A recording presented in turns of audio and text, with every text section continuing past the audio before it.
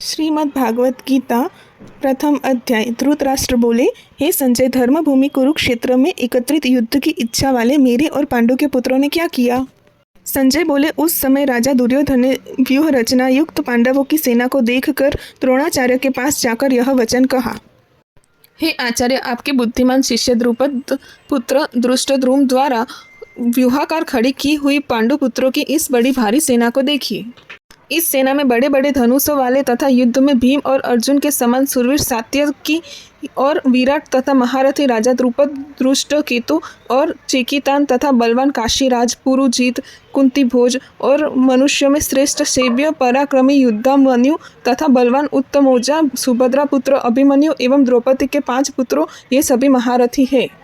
हे ब्राह्मण श्रेष्ठ, अपने पक्ष में भी जो प्रधान है उनको आप समझ लीजिए। आपकी जानकारी के लिए मेरी सेना के जो सेनापति हैं उनको बतलाता हूँ।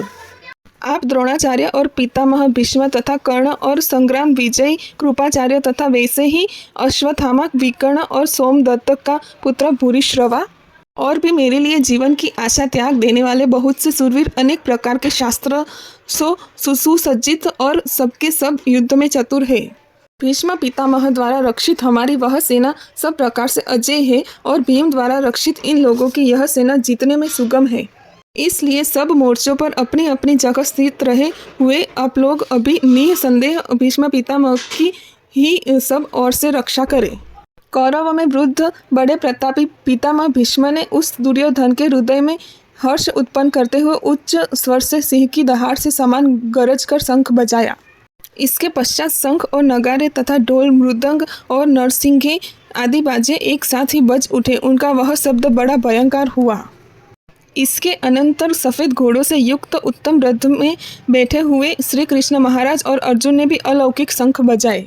श्री कृष्ण महाराज ने 5 जन्य नामक अर्जुन से, देवदत्त नामक और भयानक कर्म वाले भीमसेन ने पौंड्र नामक महाशंख बजाया। कुंती पुत्र राजा युधिष्ठिर ने अनंत विजय नामक और नकुल तथा सहदेव ने सुघोष और मणिपुष्पक नामक शंख बजाए। श्रेष्ठ धनुष वाले काशीराज और महारथी शिखंडी एवं धृष्टद्युम्न तथा राजा विराट और अजय सात्यकी, राजा द्रुपद एवं द्रौपदी के 5 पुत्रों और बड़ी भुजा वाले सुभद्रा पुत्र अभिमन्यु, इन सभी ने हे राजन सब ओर से अलग अलग शंख बजाए और उस भयानक शब्द ने आकाश और पृथ्वी को भी गुंजाते हुए राष्ट्रों के अर्थात आपके पक्ष वालों के हृदय विदीर्ण कर दिए।